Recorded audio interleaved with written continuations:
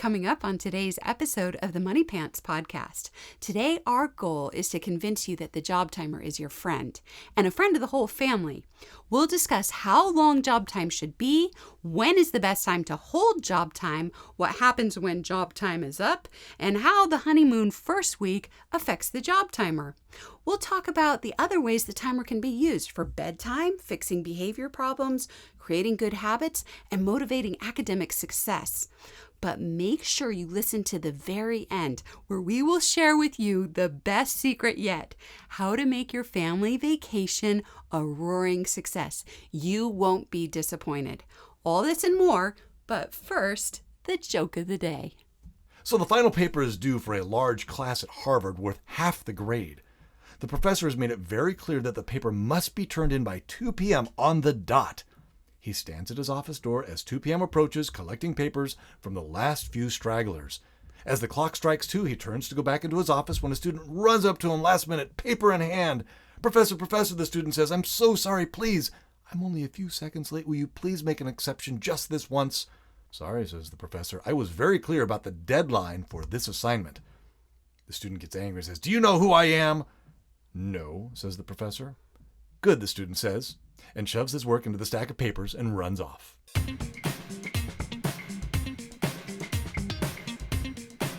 Hello, everybody, and thank you for tuning in to another episode of the Money Pants podcast. We're your hosts, Hannah and Fontaine Judd, and we're the proud parents of 7 sons and 6 daughters, ranging in age from college student to toddler.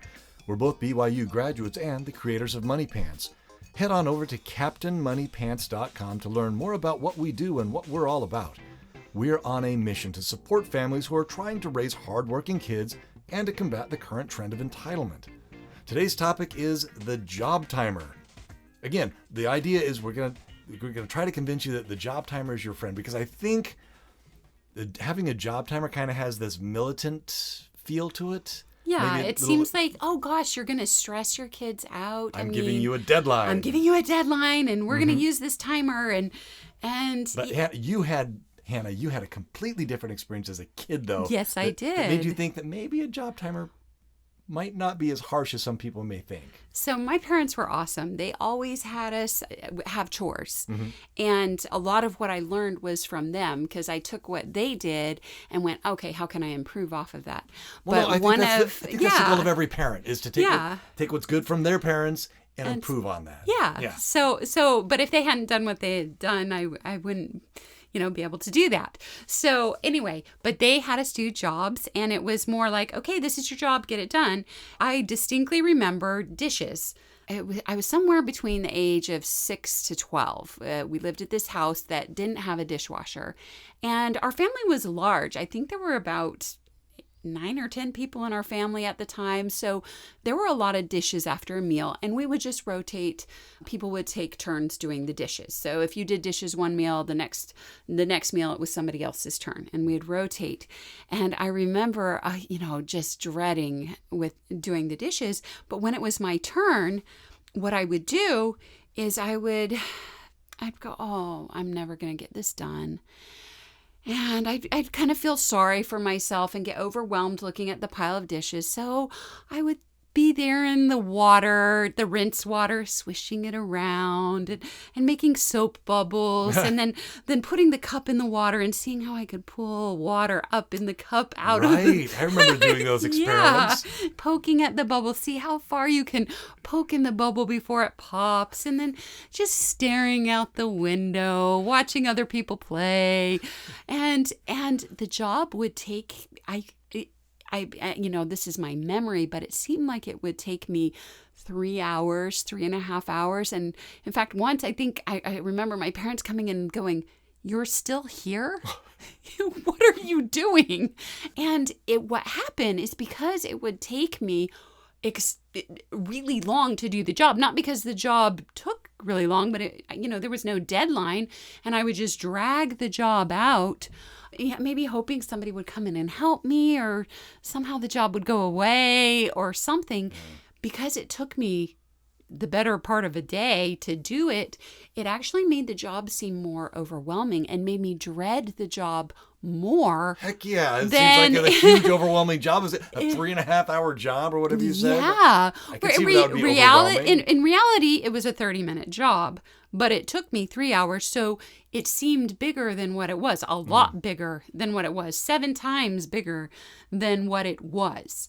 And so my perception of the job got worse the more I did it, because I'm like, oh yeah, this is an awful job. The more you didn't do it. Yeah, the more I didn't. Well, I would do it eventually, but it was like being tortured. Yeah. Standing there for 3 hours, not allowed to do anything else, and and it wasn't my parents' fault.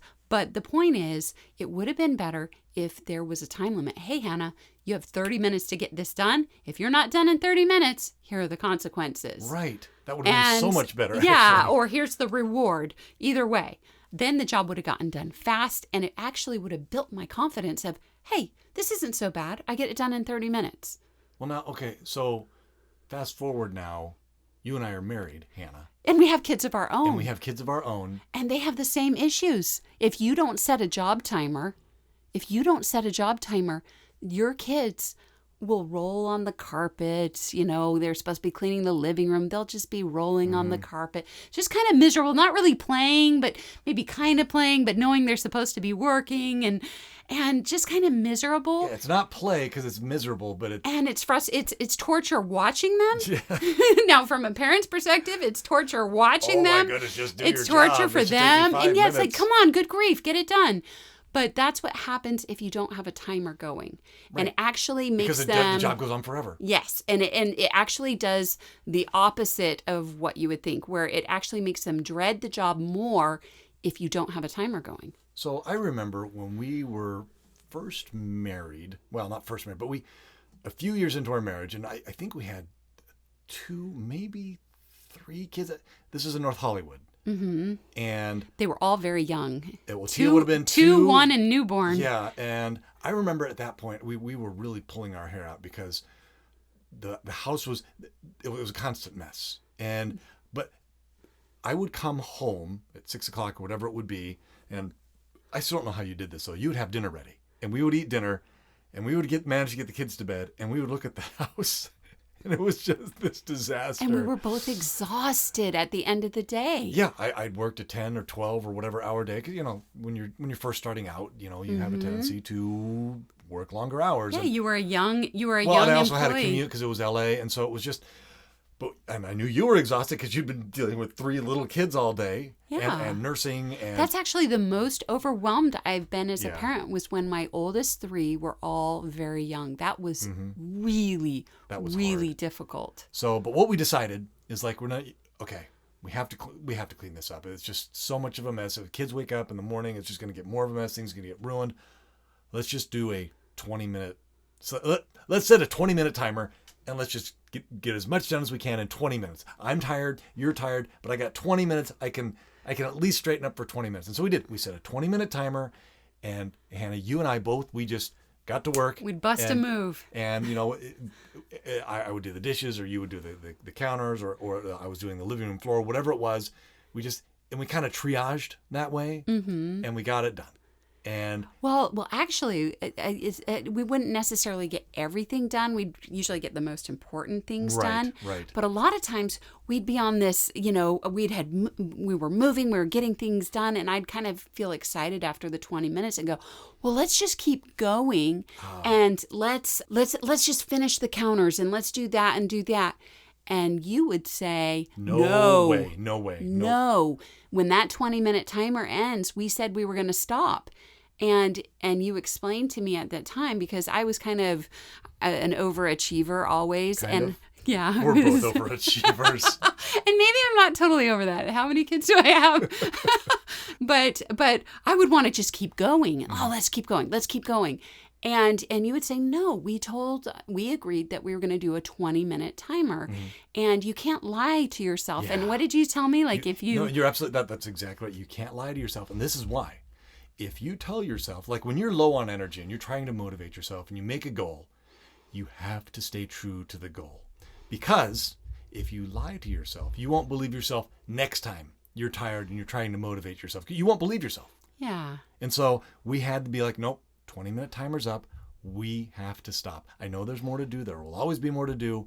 But when we're tired like this and we're trying to accomplish a goal, well, it doesn't matter what you're doing. You have to be true to yourself. You cannot lie to yourself. You can't lie to yourself. But especially when you're setting goals, when you're tired and you're trying to accomplish something that you previously weren't able to do, because you won't trust yourself anymore. And so next time you go to make that same goal, you'll be like, it won't have the power to motivate you. Yeah. Well, I used to make goals all the time to go, okay, I'm just going to run 1 mile. I'm just going to run 2 miles. And I'd be like, oh no, I should keep going. I should keep going. And I'd use that should or after the time, and I'd make myself keep going. But you are absolutely right. My trust in myself started breaking down, where I'm like, I knew that I wouldn't really. Well, no, that goes back to the correct principle of when we talk about goal setting a few podcasts ago about goals should have a deadline, and you should adhere to those deadlines. But I want to go back to, when we were doing this little job, this 20-minute job, 20-minute cleanup is what we called it. Yeah. It was cool, though, because a couple of things happened. One, there was this sense of teamwork, but also that synergy. Because we were both working at the same time. And then eventually we noticed that Tia, our oldest, wanted to be involved as well. And so we would give her jobs during that 20-minute cleanup. Yeah, and you do this, I'll do this. And that's how job time was born in our family, where we're like, oh, this is brilliant. This is really good. Mm-hmm. But interestingly, from that point, we've tried a whole bunch of different variations of that. And we've discovered, that's what we're going to share today. Is some of our thoughts on how to do job time with the job timer and how the job timer plays in with this. And first of all, daily jobs, we found out they should be between 20 and 30 minutes, because we tried as our family grew, we had more and more jobs, more and more things to do, but we realized we tried making job time longer. Remember, we had it like at 45 minutes at one point, and it was just too long. It was too. People lost steam after 30 minutes. 20 to 30 minutes is that sweet spot. 30 minutes kind of seems to be the max, where 20 minutes and 10 minutes wasn't enough. You couldn't get anything done in 10 minutes. Mm-hmm. We're like, oh, let's do a 10-minute cleanup, and we realized no, you barely make a dent. 20 minutes though, you're like, oh, we really got some of the main things done, and that 30-minute mark. That's kind of like you're running out of steam at that point. So that's kind of the max. Maybe it's like ripping a Band-Aid off, where you have this job. Do you want to rip it off slowly for an hour, or do you want to just 20 minutes, 30 minutes? Well, no, let's get it the done. law of diminishing returns, though, too, where the longer it takes, the less effective you become. That whole concept. Yeah. You can do the same task in 2 hours that you could do in 20 minutes. So the best thing is, in 30 minutes, we're going to work hard, turn on some music. Everybody go. Right. Oh, that's right. I forget. We turn on music. Yeah. And it's not a party, but it's kind of like a party atmosphere of, it's a big team. Maybe it's a big workout. Yeah. Where you got your music going and everybody's working together, and and it's cool though, because the whole house gets whipped into shape, and it's kind of magical. But it's that team, and we keep harping on this. It's that team effort, that team mentality of everybody's working together to achieve a common goal of making the home run properly and be organized. Well, and that whole working together at the same time, it's encouraging, because you feel like you're actually accomplishing more than what you are, because all around you, the whole house is transforming. Yes. I love that. And so it feels like you're like doing this magical thing of cleaning the whole house when everybody's working together. And that's the synergy that we're talking about. And it's also one thing that I also hated about the dishes job was in my family, when you had the dishes job, after the meal, everybody would go watch TV or a movie. Oh, but not you. You have the dishes. Oh. And you'd be in the kitchen all by yourself. Cinderella. Well, everybody was having fun. And so it kind of demoralizes you a little bit. Right. Whereas if there's a timer going and everybody has to work during that time, and they are all working as fast and as hard as they can, it definitely adds to the energy and to the motivation. Right. So how do you determine how long? Because when we're assigning jobs, and we talk about that in another podcast too, where you make a map of the whole house and then you divide all the jobs up. How do you determine how long a job should take? And we figured this one out, that this is easy. The rule of thumb is how long a job should take is how long it should take you as a parent. Because if you as a parent can do it in 30 minutes, so can your kid. That's the whole concept. Yeah, so if you have a kid saying, Mom, I can't get my job done in 30 minutes, then you as a parent, what you do is you go, okay, let me do your job during the timer on one of the days, And like I'll give figure them it out. something. And if you can't do it during the 30-minute timer, then yeah, it does need to be cut down. Or maybe you need to be more efficient, but really, if you as a parent who knows how to clean and to work can't get it done in 30 minutes, then it's too long and your kid can't either. So that's the rule of thumb. And if it takes longer than 30 minutes, split it into multiple jobs. Break it into, if it takes an hour, for example, break that job into 2 jobs. It's really that easy, and sign it out to 2 different people. There you go. Well, that's why we don't make recommendations for people saying, oh, doing the dishes and wiping the counters should take 30 minutes. You have to figure that out for your own family, Right. because you may have one of those massive kitchens, with an chef's island kitchen, and have a giant dining room and a breakfast nook and all this. And it might be too much for one person. So if you have a huge house, vacuuming might be 2 jobs instead of 1, but use the timer to figure out Right. The how timer's your many friend. jobs Yes. it's going to be for your family in your situation. The timer's your friend. The timer's how you calculate the fairness of jobs. Right. Oh, and that's the other thing. When you're divvying up the jobs, and you try to make them all about the same length. That's the idea, because all the jobs pay exactly the same. So they might as well be roughly the same in the amount of time that it takes. Yeah. So that's the idea. You think it was like a big sheet of brownies, and you cut them all into the equal pieces, and then some people may get more pieces of brownie, but all the brownie pieces themselves are the same size. That's the idea. Yeah. All the jobs are the same size. You may give somebody more jobs, but they'll get paid more. Right. They'll get more brownies. They'll get more. And that's how we've been talking about daily jobs, but weekly jobs, exact same concept, where we determined that a weekly job really shouldn't be more than about an hour. Same idea, because you kind of fizzle out after about an hour. I mean, it's once a week, it's a bigger job. Maybe it's mowing the lawn or edging or detailing the car or whatever. But really, an hour, once you kind of get into that hour and a half mark, an hour and a half like is the absolute out. It can't be, a weekly job should not be longer than an hour and a half. But really, it should be about an hour. And if it's less than an hour, maybe it's like 30 minutes, combine it with another job. Make the weekly jobs about an hour. That seems to be the sweet spot for weekly jobs as well. Mm-hmm. And so then the next question is, when do we hold this job time? We kind of bounce all over the place with this, but we keep coming back to this because this seems to be right. Any meal the kids are home for, they should participate in the 30-minute job time right after the meal. We suggest holding job time after every meal. And that, we've tried all these different ways. We tried it at the end of the day. We've tried it before dinner time. We've tried it first thing in the morning.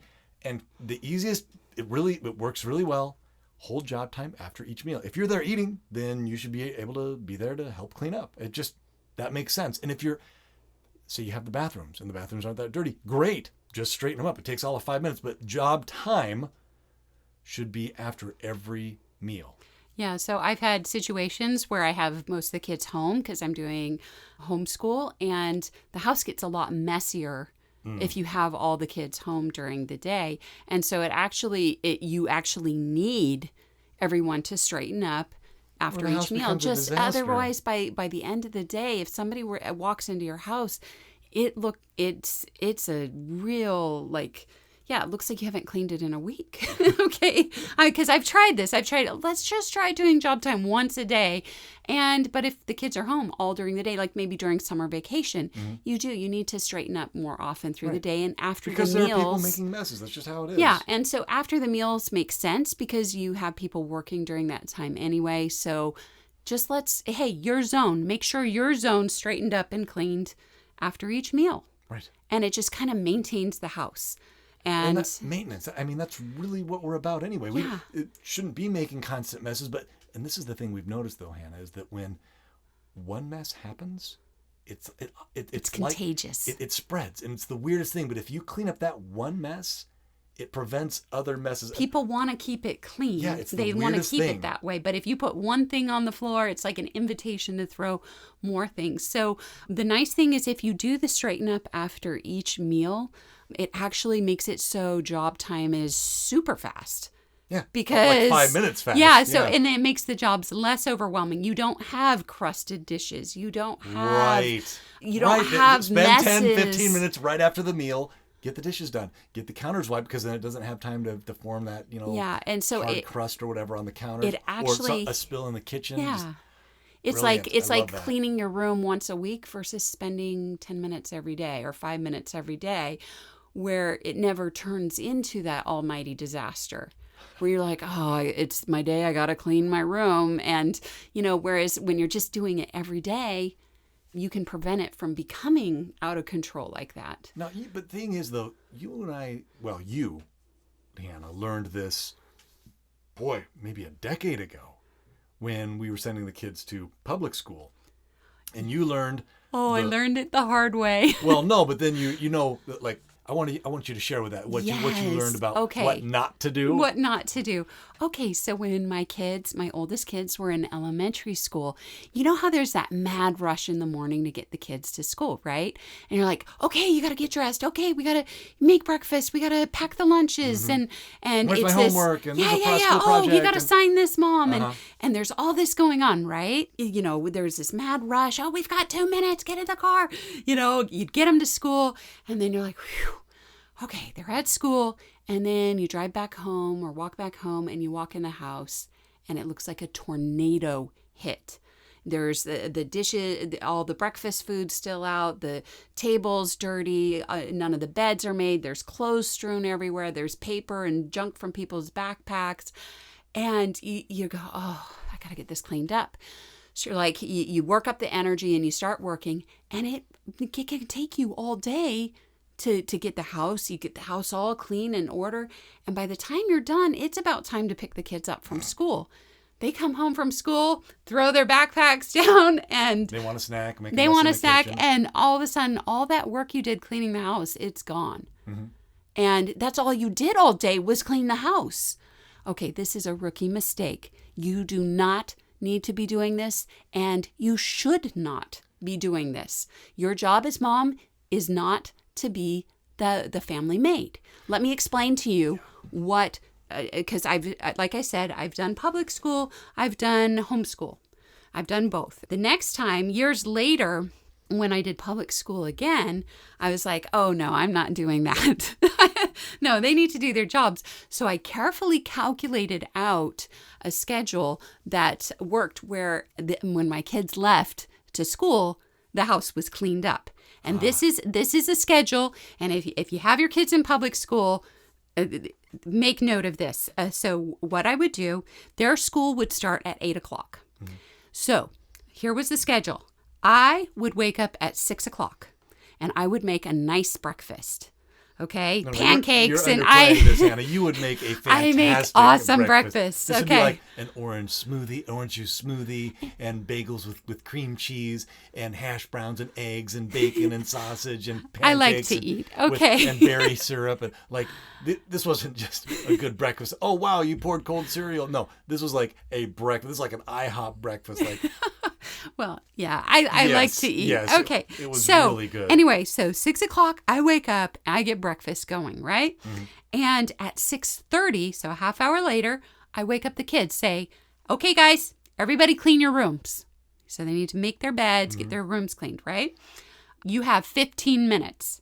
And during that 15 minutes, I finish up breakfast. So I had 45 minutes total to make breakfast. Now, if the kids had gone to bed on time, that would be a great time for them to wake up anyway. If they remember the put your darn kids to bed. If you put your kids to bed at like 7 or 7:30 the previous night, getting up at 6:30, perfect time. As a matter of fact, they may even wake up actually, I remember our kids waking up on their own about that time. If you put them to bed on time, it's great. To bed. And you don't have whining or crying going on. So they wake up, they have 15 minutes, clean your rooms.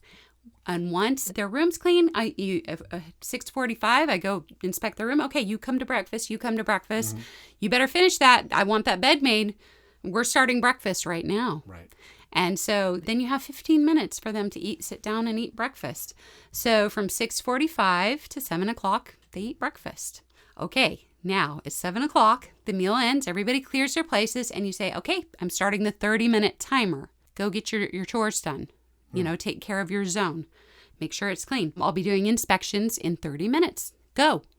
And everybody rushes, goes and gets their job done. Now, I tried it. Well, hey, I'm not taking you to school unless your job's done. But that actually created stress for me because the schools are such sticklers about that because they lose their funding.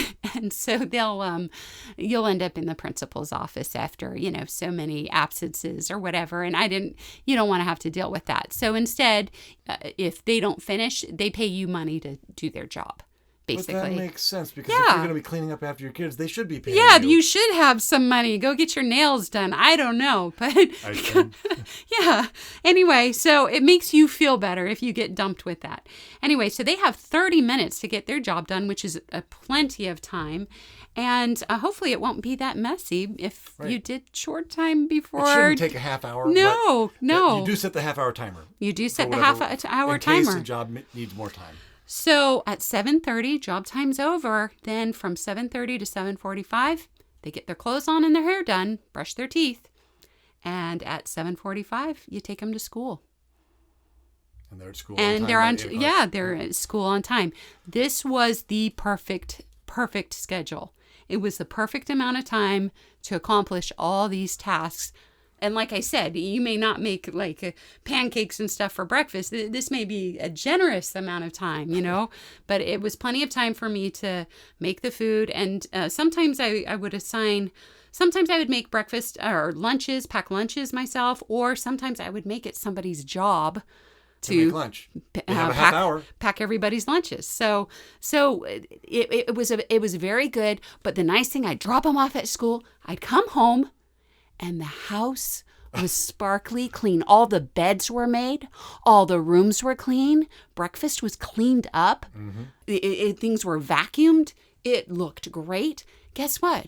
I was able to do reading lessons with my toddlers. I was able to take them to the park. I was able to get my shopping done. Mm-hmm. I was able to do other things rather than being the family maid. Okay, so I want to go back to the whole rookie mistake that we were talking about before, where it's a mad rush to get out the door, and the mom or the dad comes back home after dropping the kids off, and the house is this giant mess. And you cleaning it by yourself takes all day. Yes. Instead of 30 minutes of everybody working together. But on top of that, you mentioned where they end up spending, mom and dad end up spending all morning cleaning, rather than going to the gym. Or writing, or planning menus, or reading, like you said, reading lessons, or developing their own habits of piano playing. Like, they end up being the family maid. Yeah. And that's not your job as the parent, especially not your job as the mom. Where all these kids get off to college and they're used to their mom cleaning up after themselves, and they get there and the RAs are like, your mom's not here to clean up after you. Ha ha. Yeah, what does this teach your kids if you're cleaning up after them all the time? Yeah, exactly. The rookie mistake. There's a big mess. Your kids leave this giant mess behind as they race off to school for you to clean up. What does that teach them? That what they're doing is more important than what you do.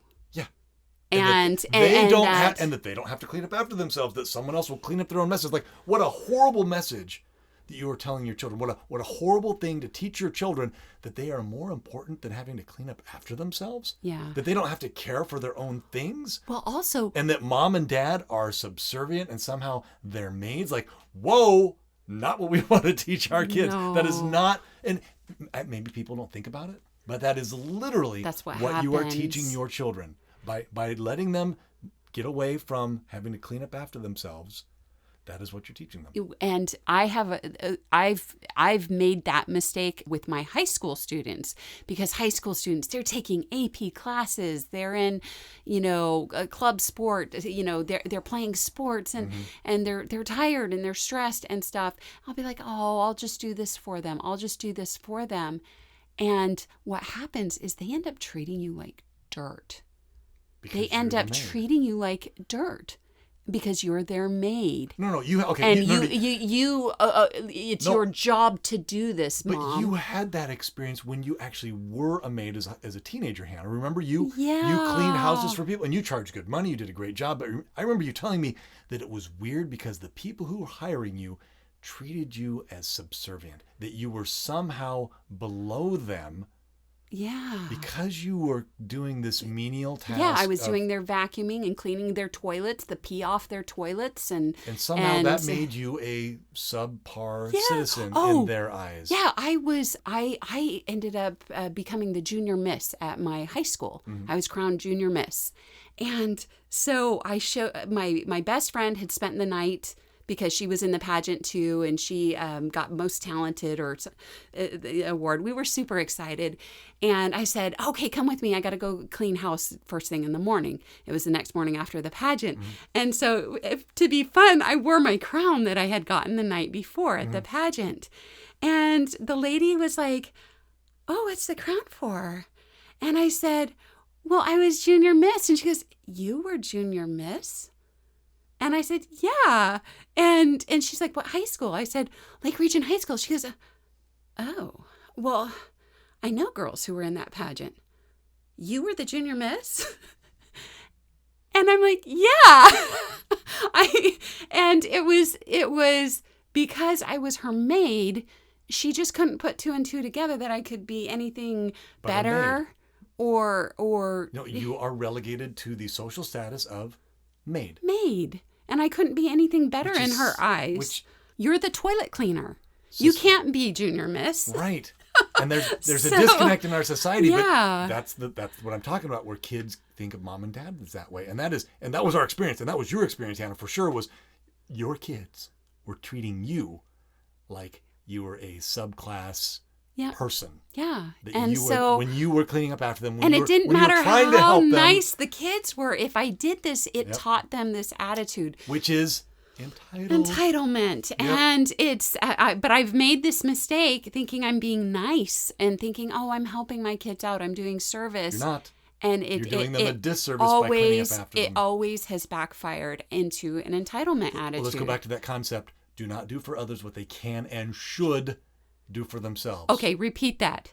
Do not do for others what they can and should do for themselves. Can your kids clean up after themselves? Absolutely. They're perfectly capable. But the second question, should they? And yes. Yes, they should.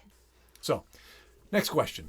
What do you do when the timer beeps? So here we've had job time. Everybody's racing around doing their jobs. Time to move on to after the timer beeps.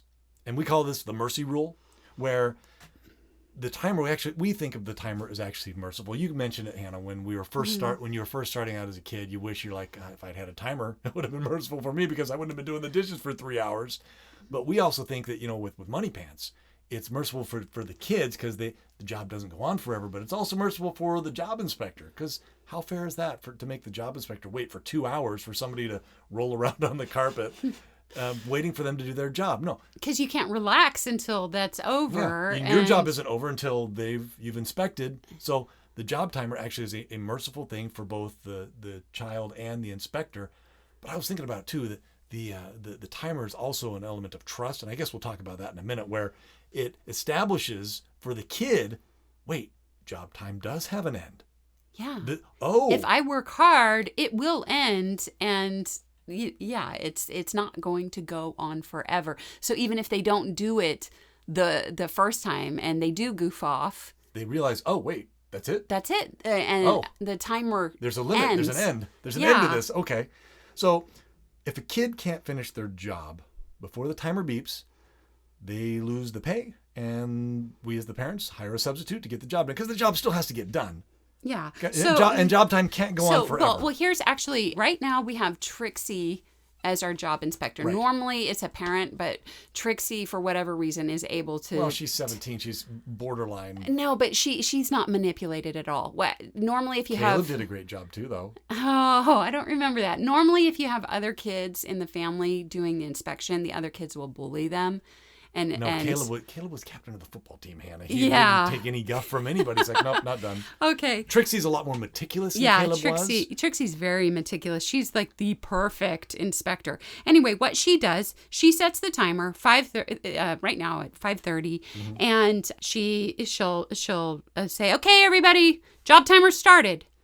And they know she means business because that 30-minute mark, once the timer beeps, she'll start on one end of the house and start inspecting people's areas. And if they're not even close to being done, she just says, sorry, you don't pass today, and gives them an X. But if they're close to being done, but not quite done, she'll say, okay, you know what? You've got a vacuum here under the couch. I see a lot of stuff under here. This isn't passed. And also those windows are really smudged up. That has to be done. I'll be back in 5 minutes. I'm going to go inspect other people. It better be done when I get back. Right. Those two things. And so she'll go through, she'll inspect everybody's jobs. She'll either pass them off or give them a couple notes. She'll go back through one more time. If they're not done, when she goes and makes her second pass, which is about a 5-minute time period, if they're not done, then she says, sorry. You get one round of notes. You get one round. And they're like, oh, but I was on... No, I gave you those corrections. You had 5 minutes to do it. After the first week, they should know what their job is anyway. I mean, if they're in the app, it says very clearly there's a detailed list of all the things that are expected. She's been doing inspections for a week. Like, there's really no excuse. Yeah. They should know by the end of that first week, that honeymoon week, what is expected of them for their job. So the thing about Trixie is, like, when she first started becoming inspector, like, her one sister's like, you're just being mean. Why are you, that looks good enough. And, and she tried manipulating her sister. And Trixie's like, no, it doesn't pass. But if you argue with me, you're going to get a fee. Okay. And we backed her on that. And we backed her on that. I'm like, sorry, you need to listen to the inspector. They knew that Trixie meant business, and it better look nice. Right. Me, on the other hand, I'm the worst inspector the family has ever had. And my problem is, and pay attention, know thyself, I guess. But I am very easily manipulated or put on guilt trips, or I feel sorry for people. And it is very hard for me to be the inspector because of that. And so what I would do is I would set the job timer. Okay, I'm going to be doing inspections in 30 minutes. And Mom, but I tried, or I need more time. And I'd be like, okay, I'll give you 15 more minutes, and I'll give you... And then job time started dragging out, and people started doing sloppier jobs, and they don't respect you. Yep. Okay? So if you set that job timer, don't lie about it. If you lie, people don't respect you. You have no more trust with your kids. If they won't go, oh, she's so kind. No, they just don't respect you anymore. No. Okay? So don't, if you give in, it's actually lying. And you have to think of it that way. And what that means is they won't believe you next time. Yep. And they won't respect you next time. And it may hurt this time, but guess what? Next time the job will be clean and it will be done on time. And so you have to do the hard thing. Take that lesson from me. That's what will happen if you're lenient and you don't stick to the rules. You actually undermine that relationship of trust with your children. They're like, oh, Mom's doing the inspections. I can do a sloppy job and get away with it. It's opposite of what you're hoping to accomplish. Yeah. You're not actually developing a friendship. You're actually teaching your kids not to trust you. Yeah, or respect you. Mom and Dad are liars. Yeah. Okay. So I think it helps too, though, to set an actual timer. So the kids see you, boop, boop, boop, on the oven timer. They can hear it. They can go look at it, or the egg timer where you twist and turn and they can see it counting down. When you're first starting out, I think that really helps. And then for it to have it beeping, beep, beep, beep, or whatever it is, that really helps ingrain the idea of a specific amount of time. Like there's a limit and this is it. And I think that works really well. But expect your kids to go, complain or whatever the first couple times. Absolutely. But if you stick with it and you're meticulous, that's how well they're going to do. That's the standard that they're going to go to. And we're going to cover that in a future podcast, that first week, the honeymoon period, or we call it the 30-day challenge. We'll cover that in a future podcast. But make your standards high, and they'll rise to it. But going back real quick to the idea of with Trixie inspecting, she gives everybody one round of notes. And then she goes and inspects everybody else's jobs and then comes back for that second round.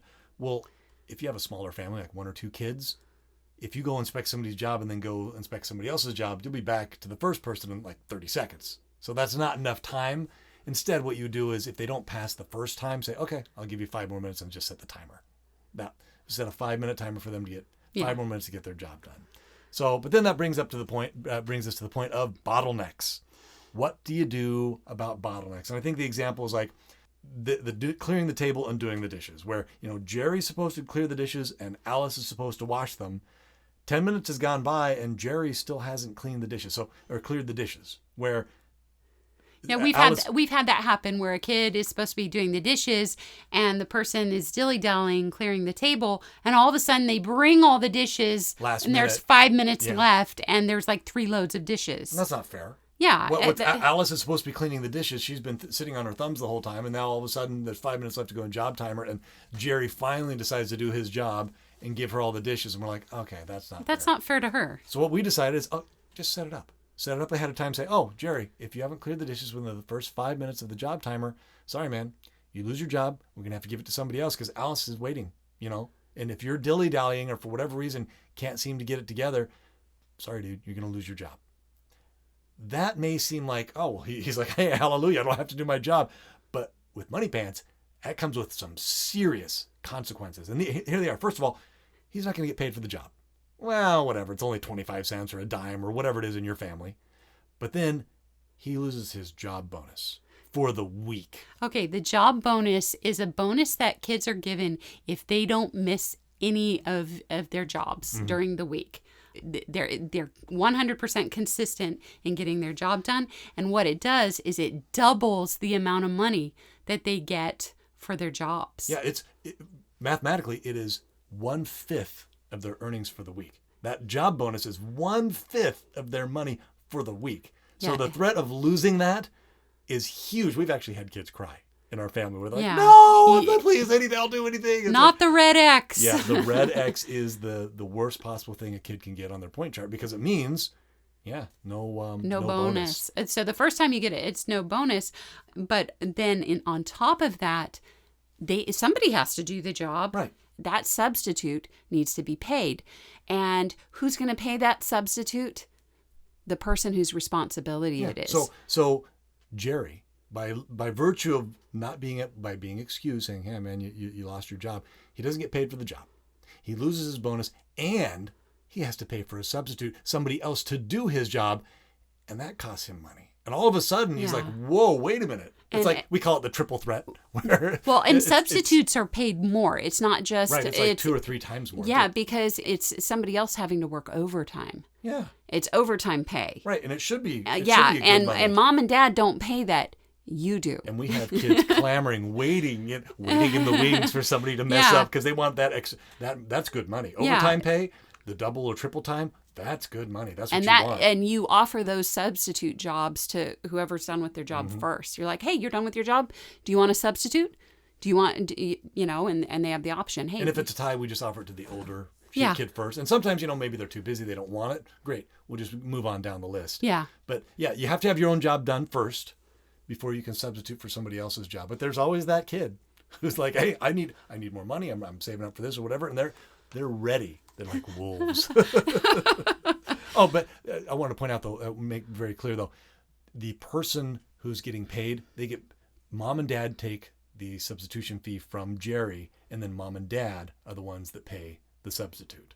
So that way it doesn't engender that feeling of hatred for the substitute. Yeah, and the app does that naturally. Right. However, if you're not using the app, but you're using this concept, it's important that they pay you the substitution fee directly, not the kid that's substituting, because we found, that makes them resent the other kid. Whereas, no, you're paying me. Okay, I'm going to hire a substitute. For some reason that disconnects them from that hatred. For the substitute. Resenting the other person. That's a better term. Hatred, resentment. But just going back real quick to bottlenecks, ideally you don't want jobs to overlap anyway. You want to try to orchestrate the jobs to make sure that there is no overlap. But the house is all integrated. There's a possibility that despite your best efforts, you may have a bottleneck. And so if you do, you just got to set it up very clear. Hey, you know what? If you don't finish this part of the job that Sally's depending on, then we're going to have to give your job away because she's got to get her job done. Just set it up, make it clear. But then I want to go back real quick to the whole concept of the honeymoon period, where that first week, you still want to set the timer. Because the kids... the first week when somebody starts a new job. Or you're starting Money Pants for the first time, or you've changed jobs around. When somebody's starting a new job and they're learning a new job, you want to give them that grace period. You still set the timer. You still set it for 30 minutes. The timer isn't longer, but when the timer beeps, the inspector is going to be a little more lenient that first week on how strict they are with inspections, where it's like, oh, good, you made the couch, you vacuumed the rug, you picked up the toys, but along the edges it's still messy. I expect that to be done tomorrow. And then the next day they're like, okay, you made the couch, you cleaned up the toys, you vacuumed the rug, and you did the edges great. Now, this time, tomorrow, I want you to make sure you wipe all the baseboards. And you just add a little bit more to the job until it matches with that checklist. By the end of that honeymoon week, the job should be up to snuff. They should get done within the 30-minute timer and be complete. And then in a future podcast, we're going to talk about how to use the timer with toddlers and how job time works with toddlers, because we have that down to a science. Yeah, we have ways of using the timer that really motivate toddlers and keep them going during a job time. So we'll share that in a later podcast, and you'll really enjoy that if you have younger kids that you're trying to teach to do big jobs. Now, if you're still skeptical as to the value of a timer and that it's actually a good thing, not a militant, nasty, horrible, harsh thing, maybe we'll give you a couple of real-world examples here, like school. Classes have timers. The class ends. The teacher's got 45 minutes to teach the material. Homework, has deadlines. You need to get your homework in by this time. It's not because you're trying to be mean. It's because that's how the world works. You have to have deadlines and timers. Well, what if it didn't? What if school could go on into the night and you didn't know when it was going to end? Oh, those are the worst. Actually, I remember Caleb saying that he would have football practices where they didn't know when they would end. Oh, right, because the coach wouldn't stick to... How do you give 100% if you don't know when it's going to end? Like, you have to know. Think of a marathon. You're like, oh, I'm going to make it to the finish line. And then you get to the finish line, like, way to go. But sorry, I have to break it to you. We moved the finish line a mile down the road. You're like, what? Could you imagine that? Well, that's horrible. That's what happened to him. But yeah, this one particular coach, he wouldn't end practice on time or even close to on time. We're talking hours. Yeah. Later. And this is football. How are you supposed to give... You have to budget your energy. 2 hours. Okay, I can give 100% for 2 hours. But if you don't know, it could be 2 hours, 3 Well, and then hours, he couldn't make plans for after either, because he would have homework, and it was just really stressing him out mentally, going, okay, when is this going to end? So in sports, a lot of sports have timers. I mean, some sports have even implemented timers to make it more exciting for the fans. But think hockey or basketball or football, where... They have very specific timers, and if you don't adhere to those, you lose the game. In football, there's the whole concept of time management, where you're like, oh wow, we've got 15 seconds left on the clock. What are we going to do? The timer is... It ups the ante. Yeah. I just always thought it was funny though. What if they put a timer in for like golf or baseball? Where he goes. Here he is at the 9th tee. He's got 5 more seconds to make his tee shot. 4, 3, 2, 1. Oh, that's a tough blow. He's going to take an extra stroke for that one. Could you imagine? It would change the game of golf. There's a penalty for him, Or, baseball. I know you remember you had that experience. Oh, yeah. When the first time I watched a baseball game, I was a kid, and they were going to have a 4th of July fireworks show as soon as the baseball game concluded. And I was super excited, and we were watching the game, and in the beginning of the game, they got tied 2-2. 3 hours later, they were still tied 2-2, 4 hours, 5 hours, 6 hours. And finally, after 6 hours, my mom and dad were like, sorry, we got to go home. We had little kids with us. And so we went home and didn't get to see the fireworks that year. It wasn't even the 4th of July anymore. And anyway, I found out later the game ended at 3 or 4 in the morning. That was my first introduction, my first baseball game. And that was my last baseball game. Because when people say baseball, I'm like, oh, I don't know when that's going to end. I don't know if I can commit to that. And then you have that great book used to teach the kids reading lessons too. How to teach your kid. How to teach your child to read in 100 easy lessons. Right. And it's the longest title of a book ever, but that is like the gold standard for teaching your kids how to read. Anyway, in the beginning, it explains, hey, don't make your reading lessons last more than 20 minutes. Set a 20-minute timer. Because the little kids, this is real hard mental work for them. And they don't do well past about 20 minutes with their focus. You need to change to a different subject or do something different after 20 minutes. And I've found that that's, for the younger kids, that's definitely true. I don't know how it is for older kids, but the time limits actually, if you go beyond that, it actually backfires. And that's been my experience. So timers are actually merciful, and they make it so the time that you use is more effective. And so, let's talk about there are other uses of the timer, not just for job time. I can think of 5. I'm sure there's more, but here they are, like bedtime, behavior problems, manners, schoolwork, and then car trip secret, which we're going to share with you here in a minute. You're going to love that. Let's just start with bedtime, where for a lot of families, and I've heard this over and over again, because we've been doing this for a long time. We've talked to a lot of families, and even if you haven't been doing this, bedtime can go on and on. It can go on for an hour, 2 hours. Parents are like, oh, just go to bed, where the kid's like, oh, I forgot my night light. Oh, can I get a book? Oh, I need to go to the bathroom. Can I get a drink of water? Oh, I forgot my baseball glove out in the back.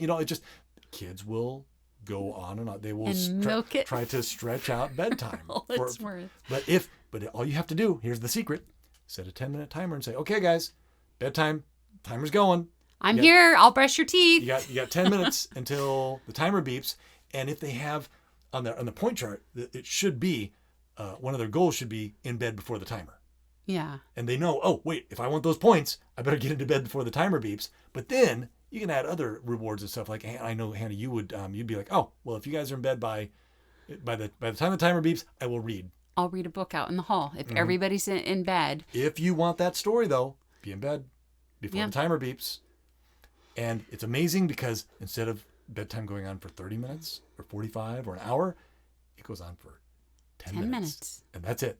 And everybody's in bed and they're ready and they're happy to be in bed. They are racing. It's the funniest thing. You have kids running around, racing to get ready for bed and to get into bed. Mothers and fathers of the world, you are welcome. Okay, so next up, using the timer for behavior problems. If fighting is a problem in your home, you can use the timer to your advantage. All you do is you set a timer and you set a reward if the kids can go an hour by being peacemakers, they'll get a reward at the end of the hour. You give them quick points, or they can mark that they accomplished that habit that they have on their list of habits, whatever it is. And if fighting's a really bad problem, maybe instead of an hour, maybe you make the reward every 5 minutes. And then after 5 minutes go by, you set the timer, 5 minutes go by. Hey, wow, you guys were peacemakers. You were friends. Way to go. Thank you. Here's your reward. And eventually, peacemaking will become a habit. And, at the end of the day, they may have made 2, 3, 4, however much money. They may have made a few bucks. And you're thinking, well, that's so much money. Why would I pay my kids that much money? We think that's a small price to pay for having peace and harmony in your home. And the neat thing is after a while, it won't always be every 5 minutes. After a while, it'll become a habit. That's the whole idea. And so, instead of 5 minutes, maybe it'll be every 10 minutes. You guys can go 10 minutes being peacemakers, or an hour, or half the day, or whatever. And eventually, it will be a habit. It will be ingrained, and you can move on to start focusing on other habits like good manners or obedience, using the same concept of frequent rewards. That's literally why we created Quick Points, was to find those times for those short periods of time to reward the kids for the behavior that we want to encourage. Well, you have fees that you can charge people for fighting, and those are effective, but you can only do 3 fees in a day. Mm-hmm. And punishments are necessary sometimes, but if you have somebody who by 8:00 in the morning, they've already gotten their 3 fees, you need to set something in. It's obviously just a habit where they are fighting and fighting and fighting. Then setting up a reward system for them is what they need. And something that can be working towards, not something they're working against. Yeah, against. So we kind of learned that with manners at the dinner table. Another way you can use a timer. I have hypoglycemia. I get a little tense right before dinner. It's the end of the day. Well, and especially so, if dinner's late. If dinner's late, then I'm extra tense or whatever. And the kids would be, squirming at the table and poking at each other. And I just don't have the patience for it. I'm like, okay, you go to your room. Oh, you go do this. You're in trouble and you're going to get a fee. And I start, getting into punishment mode. Yeah, but your blood pressure's rising. Yeah. And I'm just like, you do that one more time. And I found that when I make threats like that, what happens is that the kids would back it up just enough so they didn't get in trouble, but they would keep seeing what they could get away with. And so what I noticed is when my husband was there and he'd walk in and he'd see that there was an issue going on, he would instead say, hey guys, I'm going to set a 5-minute timer. Whoever has good behavior in the next 5 minutes, I'm going to give you quick points. And which quick points are like 4 cents. Like they're nothing. Anyway, what would happen, all of a sudden, all the kids would sit up tall and straight and have the nicest manners. Oh, mother, can I help you with anything? What dost thou desire? Yeah. So all of a sudden they have the manners of Queen Elizabeth, and they, instead of like seeing what they could still get away with, instead they were trying their very best to have their very best manners. And so that's the difference between rewards and punishments. And so when there's a bad behavior or something you're trying to encourage, it does work better to use rewards and to reframe things. So I want to punish them right now instead. And it's really hard to get out of this habit because my mind automatically goes, if somebody's being sickening, if somebody's like being annoying or rude or something, I automatically think, you know what? They need to be punished. And that's just how my brain just goes towards that. Everybody is. I think it's pretty common. But if you can take that and go, no, I'm going to set up a reward. That works so much better. And I've seen my husband do it, and I know it works so much better. But when I'm tense or stressed out, it's hard for me. I automatically want to go to punishment. And so getting yourself to rethink it and go, okay, how can I set up a reward? And the thing is, you don't want to reward them because they're being boogers. Right. I don't. Being boogers. They are. And I don't want to reward them. I'm like, they don't deserve any rewards. But as soon as you set up that reward, all of a sudden, they're helping each other. They're setting the places. They're sitting up straight and quiet. All, like you said, all for just a couple of points. Rewarding is so powerful, and it's so much easier. And I use it in the grocery store. Like if I have to take a bunch of kids shopping, I'll set it up. Hey, every 10 minutes, I'm going to set a 10-minute timer every 10 minutes. Oh, and you can do this too. At the beginning of your shopping trip, you buy a bag of M&Ms or Skittles or whatever it is and say, okay, guys, I'm just going to set the timer. If you guys are helpful, for every 5 minutes, y'all get 1 Skittle. And it's amazing. The kids will be running and darting around going, oh, what do you need next, Mother? Oh, can I go get the cheese for you? Oh, where are the zucchini? I've loaded all your bags, and it's for a Skittle.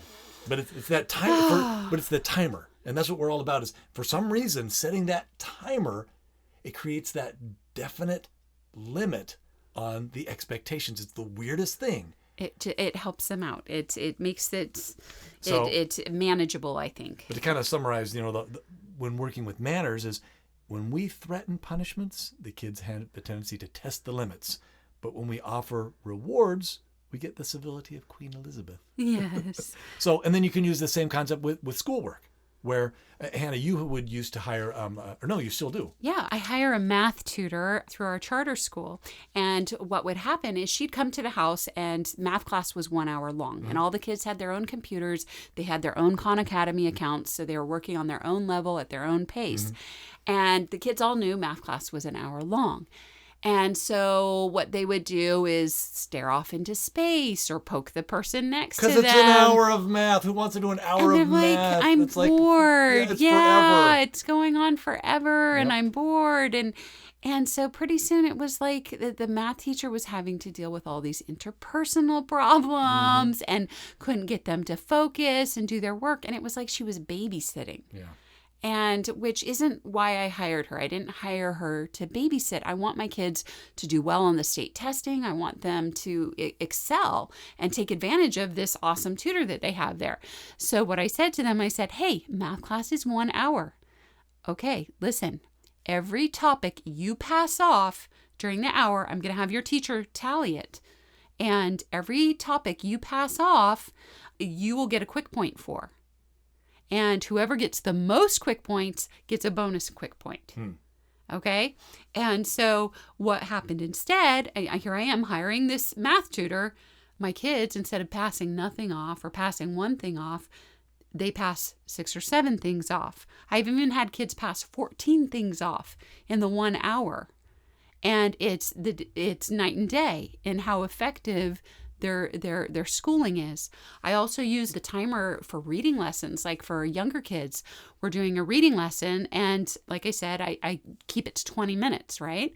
And so I'll set the timer and I say, hey, I'm setting a 20-minute timer. Mm-hmm. I expect you to read from here to here in this book, and if you finish your reading, I'm going to give you 1 quick point. Mm-hmm.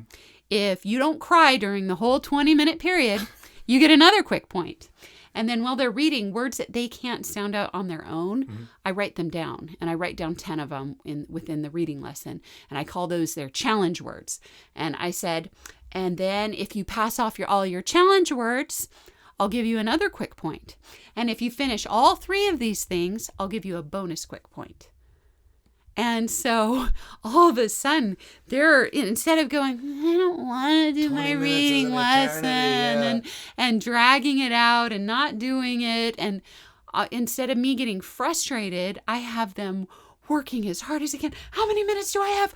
Oh no, I'm not going to make it. Reading and trying as hard as they can for 4 stinking quick points. And for some reason, having that timer really it motivates them because they know they have a limited amount of time to accomplish the task. Yeah. And most people who have done homeschooling for a while, that's one of the problems you have with homeschooling is homeschooling could go on all day and all night.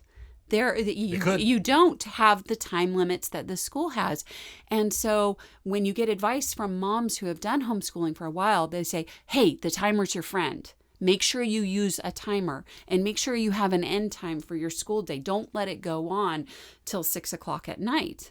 Because the kids will dread it. You will dread it. It goes on and on. It's miserable. So you have to use that timer in the home as well. It actually makes things more relaxing. Yeah. And more enjoyable. It's the opposite of militant and stressful and harsh. Yeah, no, it makes things more relaxed and more enjoyable, and people know what to expect, so there's less anxiety, not more.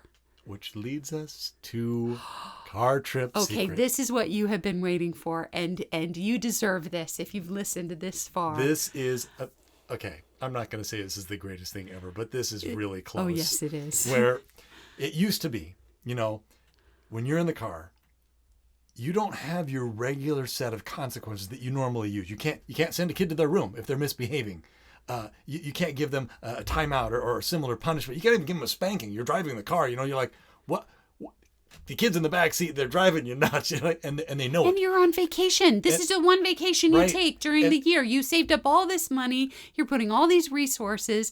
This is your vacation. But at the same time, the kids are cooped up in the car. They don't have any other outlets. They can't stretch their legs. They can't go play. That you can't separate them. Like it's weird, but it's you feel trapped. Yeah, you really do.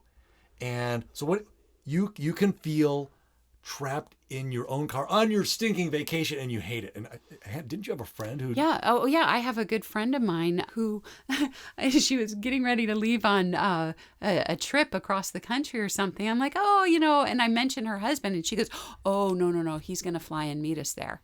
He doesn't do car trips. He can't handle it. He can't handle being in the car with the kids that long. He starts going nuts. And so he's just told me flat out, I will not ever do that again. Yep. Ever. You can do it if you want to. Had he known this, though, I think he would change his mind, because this is the secret. Yeah. And this is how to make not only it bearable, but actually enjoyable. Yeah. And this is all you do. When you're going on a trip, go to the bank. As you're on your way out of town, stop by the bank and get yourself a big wad of cash. $1 bills. $1 bills. And let the kids see it and say, okay, guys. And like when we took our trip to McCall, Idaho, a few years ago. We got $200 out. $200 in cash, $1 bills. Set it right there on the dash. And I said, okay, guys, here's the money you're going to earn for the trip. There's going to be your spending money for the trip. You're going to earn it through good behavior. And I would set a 1-hour timer, and for every hour that went by, and the kids were kind, or they were trying to help each other out, and they weren't causing problems, I'd hand back the $1. And every kid who had followed the rules and was obedient or helpful or whatever, however we set it up, everyone would get that $1. And after a couple hours, all of a sudden they've got a few bucks. We need to stop for gas. And they would go into the gas station and they would buy themselves treats or whatever they wanted because they had that or they would save it. A lot of them would go, oh, no, I'm going to save this for when we stop at Burger King, or I'm going to save this for when we get to the park. Or I remember our oldest, she saved all of her money for the entire trip, which is like 14 hours. And bought herself a shrimp cocktail platter on the beach when we got to the hotel. And I'm like, I mean, that was really cool. That wasn't what I was expecting, but it was her money. She could do whatever she wanted with it. But the neat thing is, you set that timer, and if the kids don't earn the money, but some of their siblings do, there's that social reinforcer of, oh wait, oh man, and you'd say, oh man, I'm sorry, little Billy, you didn't earn it this time, but guess what? We're going to start the timer again. You have another chance. And, and maybe an hour's too long. Maybe you have to do it in half-hour segments. Whatever it is, set the timer and give the kids $1 for every time limit that goes by. And then that's how they earn their fun money. They're spending money for the trip because normally, moms say, oh, we're at a gas station. Let me go get some snacks for everybody. Oh, we're here. We're on vacation. Let's all get treats. Or, in addition yeah, but it makes it fun for them. But the thing is it made it fun for them because they were all getting along with each other in the car.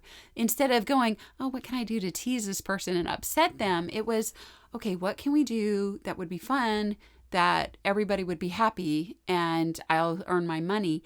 And they became better friends by the end of the trip, which is the goal of family trips, is to bond. And that doesn't happen if there's fighting and stress. Because you're all in close quarters and there's no way out. So what would happen is the kids would actually, instead of finding ways to needle each other and to pester each other, they were coming up with games to play with each other and things they'd be working together. They take all those creative juices, instead of trying ways to fight, they'd come up with creative ways to be kind and to develop those friendships. And that's what the family trip's all about anyway. But this is money pants. This is money pants because you're not spending any extra money on this trip than you would have. Right, and that's the whole concept behind money pants in a nutshell. Okay. Is leveraging money you were already spending anyway. Yeah. So use that on your vacation. You can use it on an airplane. You can use it at a stay at a hotel. Yes. Or if you're at a fancy meal, like at a nice restaurant, and you're in Europe somewhere and you're at a fancy restaurant and you want to try it, or at a museum. And constantly hand out that money, and it's their spending money. And then you don't have them, oh, Mom, will you buy this souvenir? Will you buy that souvenir? Will you buy this? Well, how much money do you have left? What's in your sock? It works really well. It is so and cool. And so you're not stressed out. And it makes the trip enjoyable and fun. And the kids, the thing is, though, we've talked to our kids about it afterwards, and they're like, oh, I love that. They loved getting the money. They loved having their own spending money and being in charge of what souvenirs they bought and how they spent it. Also, they feel good about themselves because they're treating their family well. Yeah. And so, and Mom and Dad, you don't go, oh gosh, that was the most stressful thing I've ever done. Instead, it's like, wow, that was really peaceful. That was a really nice trip. And it actually feels like you were on vacation. We've had the kids ask us over and over, when are we going on? When are we going to rent a motorhome and go on a trip again? That's how enjoyable it is for them. Yeah. But use that concept with wherever you're going. Think about it. Okay, I'm going to be spending this money. Let my kids earn it for good behavior on an hourly basis using a timer. Okay? So you need cash, you need a timer, and you are set. Well, you need to set up what the expectations. No fighting, immediate and exact obedience. Yeah, and kindness, all those things. And that's it. So, you convinced? Is the timer your friend, or is it this horrible, mean thing that you impose on other people? Hopefully we've convinced you that the timer is a wonderful tool, and you can get a lot of mileage out of it. I mean, everybody's even got one on their phone. Yeah. So that's it. That's all the time we have for today. If you like what you hear in this podcast, please tell your friends. They may want to hear what we have to say. They may like what we have to say. They may want to listen too. And if you have a suggestion for a future podcast, go to our website under support and click contact us.